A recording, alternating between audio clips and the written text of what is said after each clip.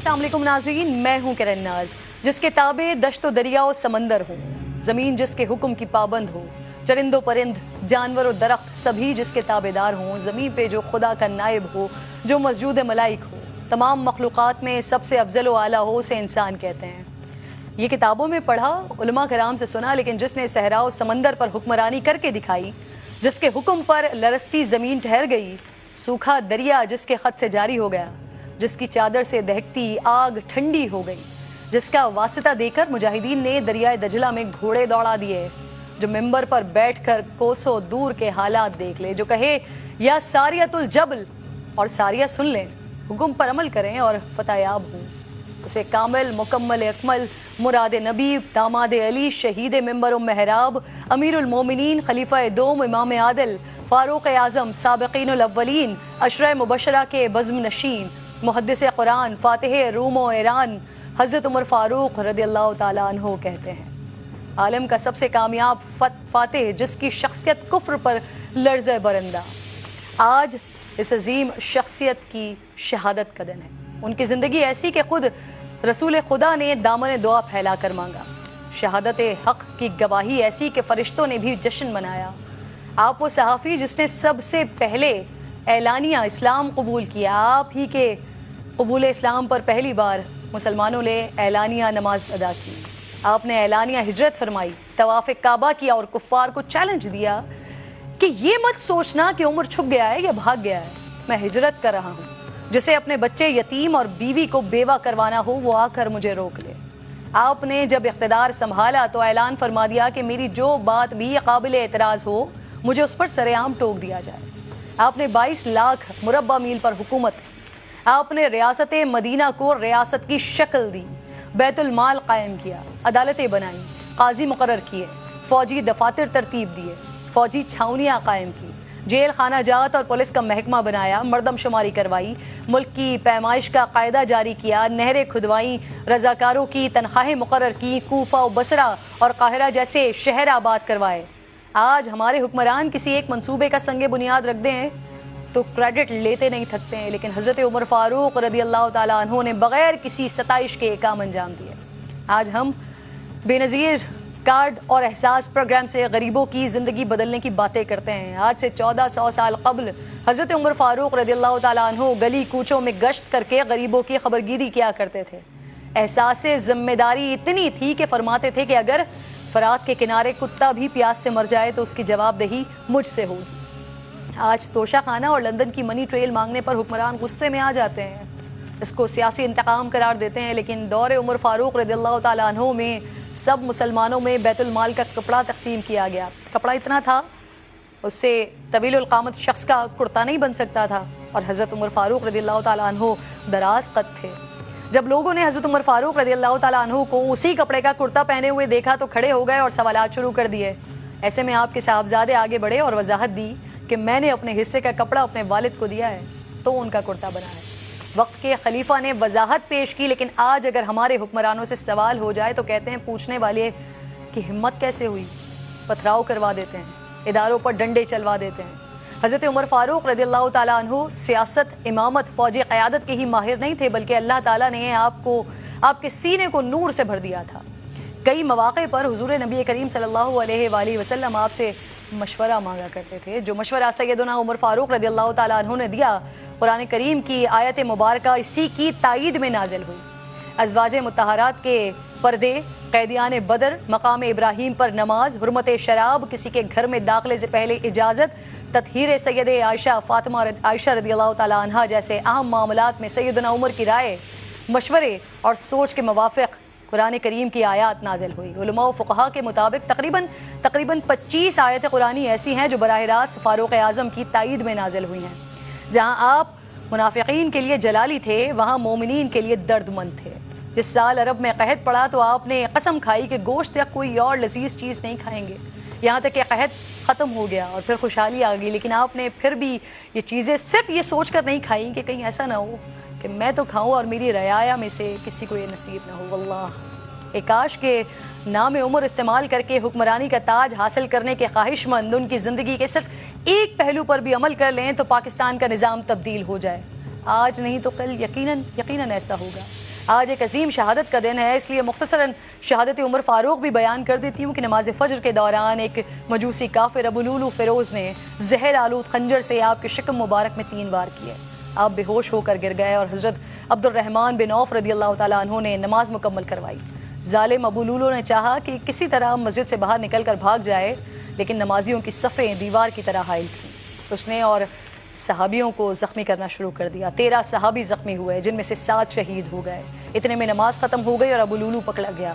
جب اس نے دیکھا کہ میں گرفتار ہو گیا تو اسی خنجر سے اس نے اپنے آپ کو بھی ہلاک کر لیا۔ اور اس کے بعد جو حضرت عمر فاروق رضی اللہ تعالیٰ عنہ نے صحابہ کرام سے گفتگو کی اور جس طرح سے وہ پریشان تھے، جس طرح سے وہ رو رہے تھے کہ جب وہ اللہ رب ذوالجلال کے حضور حاضر ہوں گے تو وہ کیا جواب دیں گے اپنی رعایا کے لیے، یہ بھی ایک اپنی تاریخ کا بہت بڑا واقعہ ہے۔ مجھے مہمانوں میں علامہ کوکب نورانی صاحب جوائن کر رہے ہیں، علامہ طاہر اشرفی صاحب جوائن کر رہے ہیں، بلال قطب صاحب جوائن کر رہے ہیں۔ میں آپ تینوں مہمانوں کی بہت زیادہ شکر گزار ہوں کہ آپ نے پروگرام کے لیے وقت نکالا۔ علامہ صاحب، آپ سے میں بات کا آغاز کروں گی حضرت عمر فاروق رضی اللہ تعالیٰ عنہ کہ جن کی آج دنیا جہاں جہاں ہم ترقی یافتہ ممالک میں نظر دوڑاتے ہیں، جہاں جہاں ہم دیکھتے ہیں وہاں عمر لاز فالو کیے جا رہے ہیں۔ جو کچھ جس کا انہوں نے سنگ بنیاد رکھا، جس کو انہوں نے عمل کر کے دکھایا، وہ سب کچھ ہم ویسٹرن کنٹریز میں فالو ہوتا ہوا دیکھ رہے ہیں۔ لیکن افسوس کا مقام یہ ہے کہ ہم وہ ہیں کہ جن کو فالو کرنا چاہیے تھا، لیکن ہمارے پاس تو فالو اس طرح سے ہوتا ہوا دکھائی نہیں دیتا۔ کوئی ایک نام کیا ہم بتا سکتے ہیں کہ وہ کہیں کہیں حضرت عمر فاروق رضی اللہ تعالیٰ عنہ کے خطوط کو فالو کرتے ہوئے آگے بڑھے؟ بسم اللہ والحمد للہ والصلاة والسلام علی رسول اللہ۔ بہت شکریہ۔ اصل میں یہ جو ہجری کیلنڈر جس کو ہم کہتے ہیں اسلامی تقویم، یہ بھی حضرت سیدنا عمر فاروق اعظم رضی اللہ تعالی عنہ کے عہد خلافت میں سرکاری طور پر رائج ہوئی، اور اسے کیا اتفاق کہیے کہ اس کی پہلی تاریخ بھی انہی سے وابستہ ہو گئی۔ وہ ہستی جس کی نیکیاں آسمان کے تاروں کے برابر، وہ ہستی جس کے لیے یہ فرمایا کہ میرے بعد نبوت کا سلسلہ جاری رہتا، کوئی اور نبی ہوتا تو عمر نبی ہوتے، ان میں وہ خوبیاں تھیں، اور یہ دعا کی گئی کہ یا اللہ ان کے ذریعے اسلام کو غلبہ اور عزت عطا فرما۔ اس ہستی نے نبی پاک صلی اللہ علیہ وسلم کی اطاعت، یعنی ان کے کہنا ماننے میں، فرما برداری میں وہ کردار ادا کیا کہ پہلا خطبہ دیتے ہیں تو کیا کہتے ہیں کہ کنت عبدہ و خادمہ، میں نبی پاک کا عبد یعنی غلام بھی تھا، خادم بھی تھا۔ انہوں نے کبھی اپنے اوپر یا اپنی صلاحیتوں پر کوئی فخر نہیں کیا، نبی کی غلامی پر۔ وہ خود اپنے بال پکڑ کر یہ کہتے ہیں کہ یہ بال کس نے اگائے ہیں، نواسۂ رسول سے کہتے ہیں، یعنی ہماری عزت ہے تو نبی پاک صلی اللہ علیہ وآلہ وسلم کی وجہ سے۔ سیدنا فاروق اعظم تاریخ اسلام کی عمر ہیں، یعنی عمر کا لفظ زندگی کے لیے بولا جاتا ہے، وہ اسلام کی زندگی ہیں۔ ان سے اسلام کو تقوی، غلبہ اور عزت ملی ہے۔ انہوں نے جو دور حکومت جو ان کا تھا، آپ نے ابھی خود کہا کہ دنیا میں ان کے بتائے ہوئے طریقے پر عمل ہو رہا ہے۔ افسوس کہ مسلمانوں نے وہ خوبیاں چھوڑ دی، غیروں نے اپنا لی۔ ضرورت ہے کہ ہم اصل میں سمجھیں سید القوم خادمہم، قوم کا سردار ان کا خادم ہوتا ہے۔ وزیر کے معنی بوجھ اٹھانے والے کے ہوتے ہیں، مگر یہاں بوجھ ڈالنے والے ملتے ہیں، خدمت کروانے والے ملتے ہیں، خدمت کرنے والے نہیں ملتے۔ سوکھے ٹکڑے، آپ نے ان کے بارے میں سنا، جب روم کا سفیر آیا تو اس نے آ کے لوگوں سے پوچھا کہ تمہارا بادشاہ کون ہے؟ لوگوں نے کہا ہمارا بادشاہ اللہ ہے۔ ان کا عمر کو کیا کہتے ہو؟ ان کا امیر المومنین کہتے ہیں۔ اس نے کہا ان کا پیلس، ان کا محل کہاں ہے؟ ان کا یہ گلی میں سامنے ان کا مکان ہے، کوئی محل نہیں ہے۔ وہ بڑا حیران کہ جس شخص نے 44 ملک فتح کیے ہیں، جس کے نام سے دنیا لرزتی ہے وہ شخص اس طرح ہے. تو اس نے کہا مجھے ان سے ملنا ہے. ایک خاتون جا رہی تھی, اس سے پوچھا کہ تو نے دیکھا تھا حضرت عمر کو جاتے ہوئے, اس کو بتا دے وہ کس طرف گئے ہیں. سفیر بڑے جہاں دیدہ ہوتے ہیں, چالاک ہوتے ہیں. اس نے اس عورت سے پوچھا کہ عمر کے بارے میں کیا رائے ہے, یہ جاننے کا طریقہ کہ لوگ ان سے خوش ہیں یا نہیں ہیں. اس عورت نے 2 لفظ کہے. وہ کہا لا یخدع ولا یخدع, نہ عمر دھوکہ دیتا ہے نہ دیا جا سکتا ہے. یعنی وہ دھوکہ کھاتا بھی نہیں ہے, دھوکہ دیتا بھی نہیں. اس کے بعد اس کو سوال کی جرت نہیں ہوئی. بستی سے باہر ایک درخت کے نیچے سیدنا فاروق اعظم پتھر کو تکیہ بنا کے لیٹے ہوئے ہیں. وہ حیران, یہ شخص بغیر کسی سیکیورٹی کے اس طرح ہے تو یہ لوگوں پر عدل کرتا ہے, لوگ اس سے خوش ہیں, اس کو کوئی خطرہ نہیں.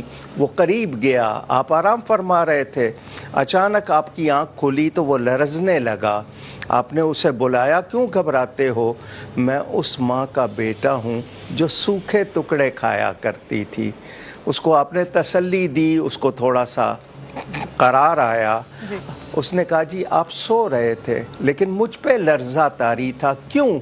آپ نے بتایا یہ حق کا روب ہے, حق کا روب ہے. اس نے کہا حق کس کو کہتے ہیں؟ آپ نے اس کو سمجھایا تو اس نے کہا سفارتی تعلقات بعد میں قائم ہوں گے, ایمانی تعلق پہلے قائم ہو جائے. وہ کلمہ پڑھ کے مسلمان ہو گیا.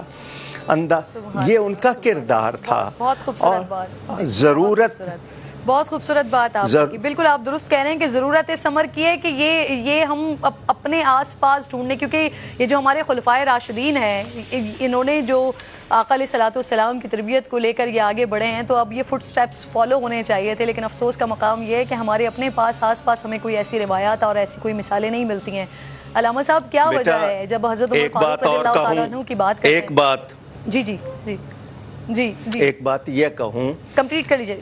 ہماری غذا کیا ہے, ہماری غذا کیا ہے, ہماری کمائی کیا ہے.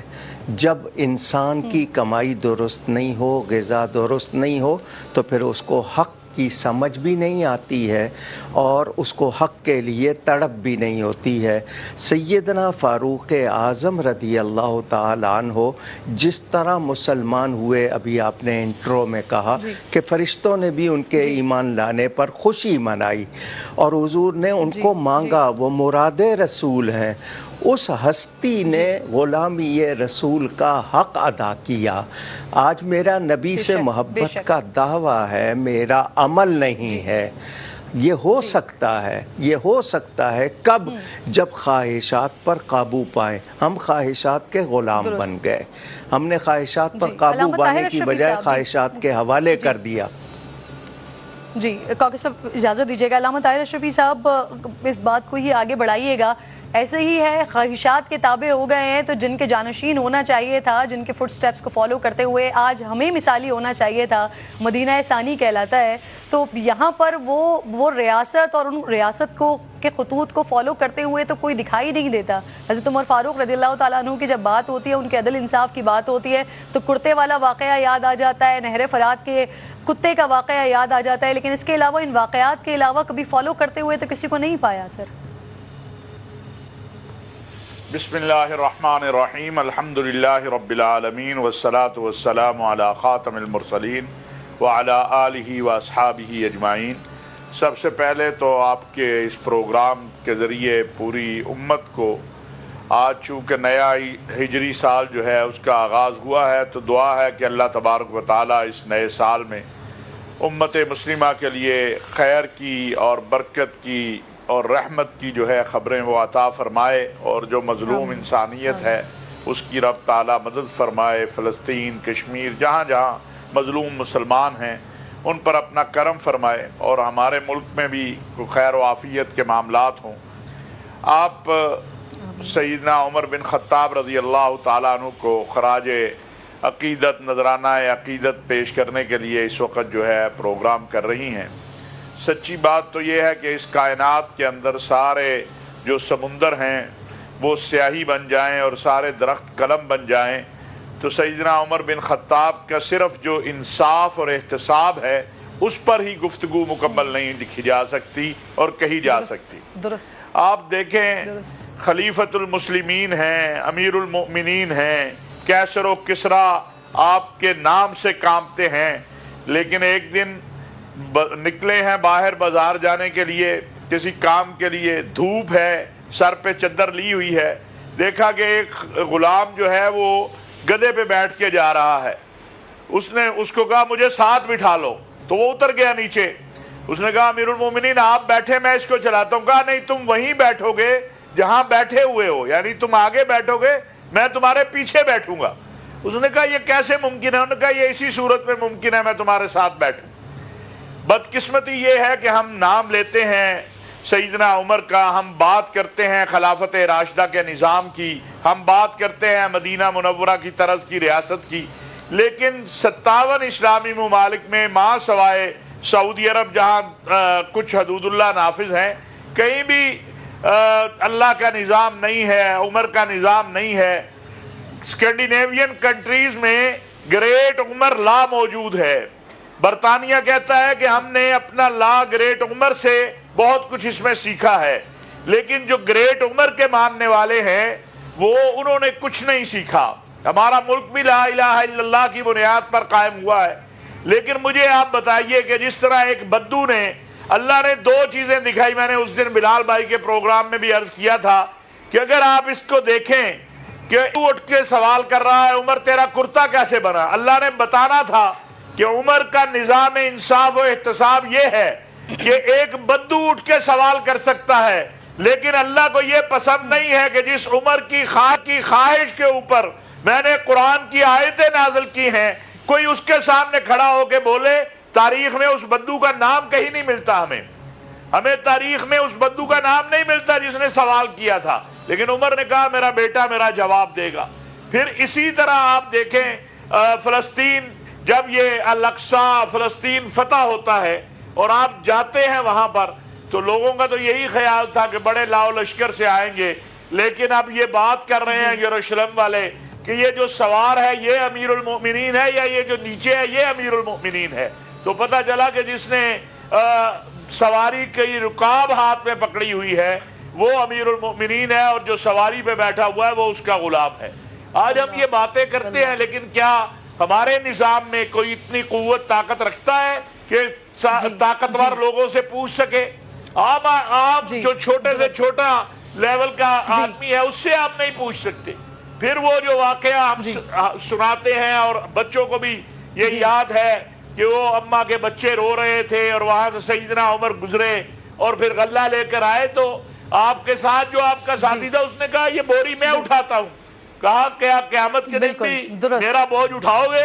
اور پھر اس اماں کو نہیں بتایا اس وقت تک، اس نے کہا کاش عمر کی جگہ علامہ صاحب یہ اللہ تعالیٰ کے وہ چنیدہ انسان تھے، وہ چنیدہ بندے تھے، اشرا مبشرہ تھے کہ جو یہ سب کچھ نہ بھی کرتے تو وہ اللہ کے نزدیک پسندیدہ ترین انسانوں میں سے تھے، لیکن ہمارے لیے یہ سب کچھ کیا گیا کہ ہمیں ایک سبق مل جائے، ہمیں زندگی گزارنے کے رہنما اصول مل جائیں۔ لیکن افسوس کا مقام جو آپ نے بات کی وہ انتہائی المیہ کی بات ہے۔ بلال قطب صاحب اسی بات کو لے کر آگے بڑھیے گا۔ علامہ صاحب فرما رہے 57 اسلامی ممالک، لیکن کہیں پر بھی حضرت عمر رضی اللہ تعالیٰ عنہ کا جو لا ہے یا ان کے جو قوانین ہیں یا ان کے بنائے ہوئے جو سسٹم ہیں وہ یہاں فالو ہوتے ہوئے نہیں دکھائی دیتے، ان کی طرز حکمرانی یہاں فالو ہوتے ہوئے دکھائی نہیں دیتی، لیکن یقیناً آپ نے کئی ممالک گھومے ہیں، ویسٹرن کنٹریز آپ نے دیکھیں، وہاں پر آپ کو یہ سب کچھ دکھائی دیتا ہے۔ اصل مسئلہ یہ کہ وجہ کیا ہے، ہمارے پاس فالو کیوں نہیں ہو رہا ہے یہ سب کچھ؟ بہت شکریہ۔ پہلے تو میں سب سے پہلے آپ کو اس بات کی خراج تحسین پیش کروں کہ آپ نے جو انٹروڈکشن باندھا وہ اتنا خوبصورت اور جامع تھا کہ اس کے اندر سے باتیں شامل ہی کی جا سکتی ہیں، اس کو آگے اور کس طرح سے بڑھائیں۔ دیکھیے مجھے لگتا ہے کہ تاریخ کے اندر، اسلامی تاریخ کے اندر حضرت عمر خطاب وہ واحد شخصیت ہیں جن کی جتنی کنٹریبیوشن ہے شاید ان کی اتنی فیسیلیٹیشن یا ان کا اتنا تذکرہ شاید ہماری زبانوں سے کبھی نہیں نکلتا۔ یہ جب عمر دا گریٹ عمر لا کی جو بات حافظ آپ کر رہے ہیں، میں ایک دم یہ سن کے فکر مند ہو گیا ہوں کہ یہ بات پہ ہمیں فخر کرنا ہے یا ہمیں اس پہ شرمندہ ہونا ہے کہ جس پہ ہمیں عمل کرنا چاہیے تھا اس پہ غیر جو ہے وہ سب کر رہے ہیں عمل۔ اب غور فرمائیے کہ جب آپ کہتے ہیں کہ اتنا زیادہ ایریا جو تھا وہ حضرت عمر خطاب جو تھے وہ اس پہ حاکم تھے، اب اس میں ایریا کس طرح کا، افغانستان اس کے اندر شامل ہے، اس کے اندر ایران شامل ہے، میں یہ چیدہ بات کہہ رہا ہوں، اس کے اندر روم شامل ہے، اس کے اندر فلسطین شامل ہے، اس کے اندر کچھ حصہ یورپ کا شامل ہے۔ مجھے بتائیے کہ آج آپ کے 40 50 60 جو ہیں ممالک جو ہیں اسلام کے، مسلمانوں کے نام کے بنے ہوئے، یہ آپس میں ایک دوسرے سے ناراض ہیں۔ یہ اتنا ورسٹائل کلچر جو ہے وہ عمر خطاب نے کیسے کمبائن کیا اور سب کو اکٹھا کیا؟ میرے خیال میں یہ وہ ایک پہلو ہے حضرت عمر خطاب کا جس کے اوپر ہم سب سے زیادہ کم بات کرتے ہیں۔ اس کی بڑی بنیادی وجہ ہے آپ نے دین کو تبلیغ سے قائم نہیں کیا، تبلیغ سے قائم کیا یہ سیکنڈری بات ہے۔ آپ نے جس چیز سے قائم کیا وہ یہ فلسفہ تھا کہ جب تک حکومت اور حاکمیت نہیں قائم ہو سکتی تب تک اسلام جو ہے وہ حاکمیت کے طور پہ قائم نہیں ہوتا، تب تک جو ہے وہ باقی چیزیں جو ہے وہ سب چیدہ سیکنڈری رہتی ہیں۔ اب اس میں ذرا تفصیل دیکھیے کہ کس موضوع کے اوپر، کس جگہ کے اوپر آپ دین لے کر آئے۔ صرف 6 سال گزرے ہیں ابھی اعلان نبوت کو، اور آپ کی عمر اس وقت تقریباً 27 ایئرز ہے۔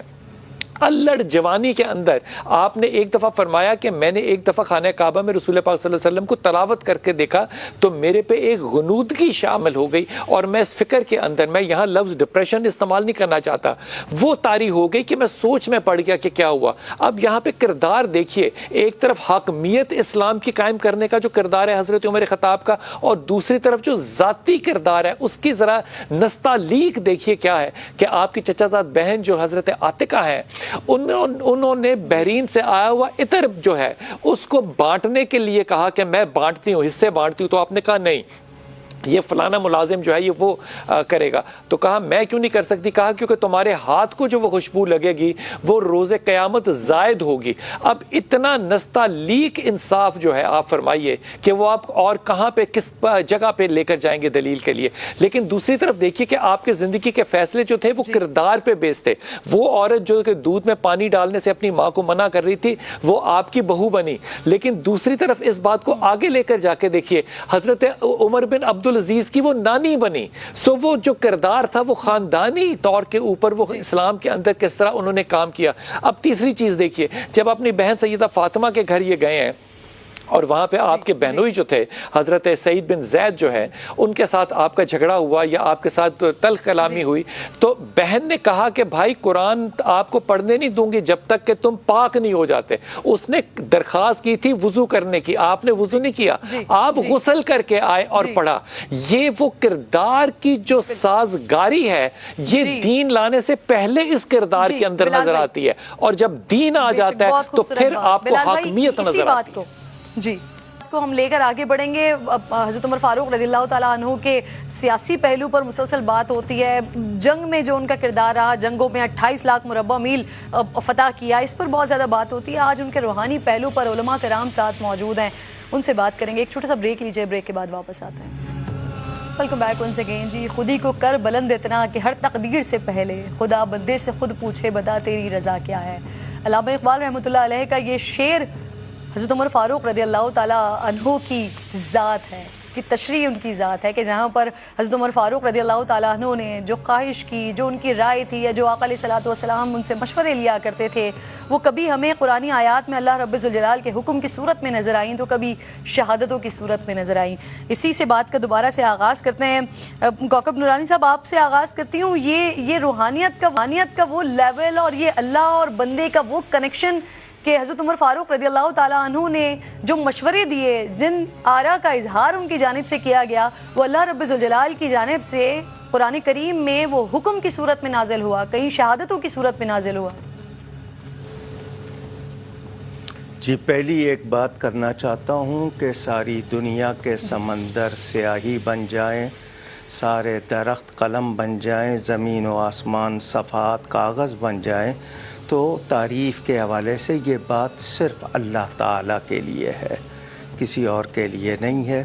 حضرت عمر کے فضائل، مناقب یا اہل بیت رسول، صحابہ کرام، ہم لوگ جتنا جانتے ہیں اتنا کہہ سکتے ہیں۔ اس سے زیادہ نہیں کہہ سکتے. لیکن نبی کریم صلی اللہ علیہ وسلم کا یہ فرمان کہ میرے بعد کوئی نبی ہوتا تو عمر، کیا مطلب ان میں یہ خوبیاں تھیں جو نبیوں میں ہوتی ہیں، لیکن سلسلہ نبوت ختم ہو گیا. اب سیلف لیس ہمارے ہاں انگلش میں بولا جاتا ہے، اپنی ذات کی نفی کرنا. انہوں نے اپنے آپ کو نہیں دیکھا، انہوں نے نسبت رسول کا حق ادا کیا. ایک شخص جب مسلمان ہوتا ہے تو مسلمان کا مطلب سراپا تسلیم و رضا بن جانا. ہمارے ہاں ہماری اپنی مثال کے طور پر کوئی عہدہ مل جائے تو ہم اس عہدے کو کیسے استعمال کرتے ہیں؟ یہ تو ذمہ داری ہے، اس تو ڈیوٹی ہے، خدمت ہے. لیکن دنیا بھر میں روحانیت کب آتی ہے؟ جب اپنی ذات کی نفی کی جاتی ہے. ان کے پیش نظر صرف اللہ تعالی اور رسول پاک صلی اللہ علیہ وسلم کی رضا تھی. وہ ڈرتے تھے. ابھی آپ بار بار جملے کہہ رہے ہیں نا کہ ایک جانور بھی بھوکا اگر مر گیا تو میں جواب دوں گا. یہ کس بات کا احساس ہے؟ اللہ سے ڈر کا، کہ ان کی خلوت یا جلوت، تنہائی ہو یا محفل ہو، وہ اللہ سے ڈرنے والے. وہ اللہ تعالیٰ سے کتنا ڈرتے تھے، واقعات بھی پڑھیے. آج روحانیت کا جو نام لیا جاتا ہے یا صوفیزم کا لفظ کہہ کے جو اس کی تشریح کی جاتی ہے، یہ اسلام نہیں ہے. روحانیت کا مطلب کہ انسان اللہ کے لیے خالص ہو جائے، نبی کریم کی سنتوں کا ایسا پابند ہو جائے کہ وہ چلتے پھرتے اس میں وہ چیز نظر آئے.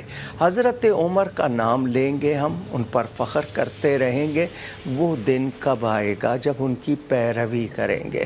یہ وہ ہستیاں ہیں والذین اتبعوہم باحسان رضی اللہ عنہم ورضوا عنہ، جو بھلائی کے ساتھ ان کی پیروی کرے گا اللہ اس سے راضی، وہ اللہ سے راضی. تو فاروق اعظم ایک مینار ہے، ایک نور کی ہمارے پاس کرن ایسی کہ اگر اس سے تھوڑا سا بھی اگر ہم اپنا لیں گے تو شاید کچھ کردار آ جائے. آپ لوگ بار بار کہہ رہے ہیں کہ اسلام بغیر مسلمانوں کے اور مسلمان بغیر اسلام کے، یہ آپ بار بار کہہ رہے ہیں. کیوں؟ اس لیے کہ ہم نے اپنے ذہن کو ان کا غلام بنایا ہوا ہے. انہی کا نصاب ہے، انہی کا کلچر ہے، ان کے روب میں آئے ہوئے ہیں. کاش کہ ہمارے بچوں کو سلیبس میں حضرت عمر پڑھائے جائیں. ہم لوگ اپنے سلیبس کو چیک کریں. ہماری گھریلو زندگی کہ بیت المال، بیوی کو اگر تحفہ آتا ہے تو وہ کہتے ہیں یہ تجھے نہیں آیا، تو امیر المومنین کی بیوی ہے اس لیے، ورنہ عام عورت ہوتی تو نہیں آتا، یہ بیت المال جائے گا. ہمارے ہاں توشہ خانے کے ساتھ کیا سلوک ہوتا ہے؟ ہم اگر غور کریں تو ہمارے ہاں نام تو لیا جاتا ہے مگر ان کو پہچان کر اپنایا نہیں جاتا. کاش کہ ہم روحانیت کو سمجھ لیں.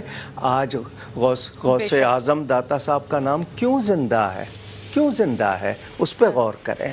جی صحیح، درست فرما رہے ہیں آپ. کوکب نورانی صاحب، یہ اللہ اور بندے کا جی کوکب صاحب میرے پاس وقت ذرا بہت مختصر رہ گیا ہے. بہت خوبصورت بات آپ کر رہے ہیں لیکن میں ذرا علامہ صاحب کی طرف جانا چاہ رہی ہوں. علامہ طاہر اشرفی صاحب، سر یہ اللہ اور بندے کے کنیکشن کی جو ہم بات کر رہے ہیں اور حضرت عمر فاروق رضی اللہ تعالیٰ عنہ کی وہ ذات نظر آتی ہے کہ اللہ رب ذوالجلال سے ان کا کنیکشن کیا تھا. اور مولانا صاحب نے بڑی خوبصورت بات کی کہ فنا فی اللہ، انسان جو ہے وہ دنیا میں آیا ہے اللہ رب ذوالجلال کی ذات میں خود کو کھو جانے کے لیے اور اللہ کی پہچان کے لیے ہے، اور حضرت عمر فاروق اس کی مکمل مثال ہے. بالکل، میں اس میں آپ سے گزارش کروں. آپ کا ایک بہت معروف قول ہے جس میں سیدنا عمر بن خطاب کا ایک واقعہ بھی ہے کہ ایک سفر میں جب آپ کے سامنے بہت ساری ایسی اشیاء رکھی گئی جو کہہ لیں کہ بڑی لیوش قسم کا کھانا آج کی زبان میں، تو آپ نے پوچھا کہ کیا لوگوں کو بھی یہ میسر ہے؟ تو کہا نہیں، لوگوں کو تو یہ کیسے میسر ہو سکتا ہے اس طرح کا کھانا. تو کہا پھر میں بھی نہیں کھاؤں گا. تو سیدنا عمر بن خطاب رضی اللہ تعالیٰ عنہ نے جو اصلاحات کی، جو قیامت تک لوگ ان سے رہنمائی لیں گے. میں ایک یورپی ملک میں گیا تو وہاں بچوں کا جو پیدا ہوتے ہی وظیفہ لگاتے ہیں تو اس ملک کے وزیر خارجہ نے کہا کہ یہ ہم نے گریٹ عمر سے لیا ہے، یہ قانون جو ہم نے اپنے ملک میں بنایا کہ بچہ پیدا ہوتا ہی اس کا وظیفہ لگا دیا جائے، اس کی جو ہے وہ ماں کو چھٹی دے دی جائے اور اس کا بھی وظیفہ جاری رہے، تو یہ ہم نے گریٹ عمر سے لیا ہے۔ بات یہ ہے کہ علامہ صاحب سے بڑی میں احترام کے ساتھ کہ ہم اپنی بساط کے مطابق سیدنا عمر بن خطاب کی تعریف جب یا ان کی بات کرتے ہیں تو میں نے اس کی بات کی ہے۔ اللہ رب العالمین تو اللہ رب العالمین ہے جس نے عمر بن خطاب کو بنایا ہے۔ اللہ کی تعریف کے لیے تو یہ سارے جہان جو ہے وہ اور رسول اللہ صلی اللہ علیہ وسلم کی تعریف کے لیے یا ان کی حمد و ثنا کے لیے تو یہ ان کی نعت کے لیے تو یہ سارے جہاں تھوڑے ہیں، چھوٹے ہیں۔ سیدنا عمر بن خطاب نے جو نظام دیا ہے یا ہم جو ان کا نام لیتے ہیں تو حقیقت حال یہ ہے کہ اگر اس میں سے ایک حصہ بھی آ جائے تو یہ دنیا کے احوال درست ہو جائیں گے، لیکن نہیں ہے۔ اپنے لوگوں کو معروف واقعات ہیں، اب کتنے واقعات کو یہاں بیان کیا جائے کہ اپنے لوگوں کو سزا دی اور یہ بتانے کے لیے سزا دی، اپنے مقرر کردہ جو گورنر تھے اس کے بیٹے کو سزا دی، لوگوں کے سامنے سزا دی، صرف یہ بتانے کے لیے کہ سب انصاف کے نظام میں سب برابر ہیں۔ آج آپ کے ہاں انصاف کا حال یہ ہے کہ ابھی ماشاءاللہ گرمیاں آئی ہیں، جیلوں میں ذرا جا کے دیکھیں گرمی کا حال کیا ہے، وہاں پنکھا نہیں ہے، اور ہماری عدلیہ جو ہے وہ 18 یا 16 کے ٹیمپریچر میں بیٹھتی لیکن چھٹی پہ جا رہے ہیں، گرمیاں کی چھٹیاں ہو گئی ہیں۔ تو جہاں انصاف جو ہے وہ 8 گھنٹے اور وہ بھی چوز کر کے علامہ صاحب یہ بھی ہوتا ہے کہ جو حکمران جیلوں میں جاتے ہیں پھر ان کے لیے بھی پھر کلاسز رکھ دی جاتی ہیں، لیکن جو عام عوام ہوتی ہے ان کو اسی طرح کی جیلوں میں سڑنا پڑتا ہے۔ میری ایک بات ہے، مجھے ایسا نظام دنیا میں آپ دکھا دے کہ 5 لاکھ کیسز آپ کے پاس پڑے ہیں، بے گناہ جیلوں میں بیٹھے ہیں ضمانتوں کے چکر میں، اور آپ کے قاضی جو ہیں وہ کہہ رہے ہیں جی ہمیں گرمی لگتی ہے اے سی میں بھی، جن کا کمرہ بھی اے سی والا، گاڑی بھی اے سی والی، ویٹنگ روم بھی اے سی والا، گھر بھی اے سی والا، وہ کہتے ہیں ہم 2 ماہ کی چھٹیوں پہ جا رہے ہیں کیونکہ ہمیں گرمی لگتی ہے۔ یہ کون سا نظام ہے؟ عمر بن خطاب نے تو نظام وہ دیا کہ عدالت میں بھی اگر کسی نے احتراماً اٹھ کے جگہ خالی کی تو کہا یہ فیور ہے، یہ فیور نہیں، یہاں سے بے انصافی شروع ہو گئی ہے کہ احترام میں جگہ کیوں خالی کر دی ہے۔ تو یہ ملک بنا اسی لیے تھا کہ اس میں عمر بن خطاب کا نظام آئے گا اور انشاءاللہ ایک دن آئے گا۔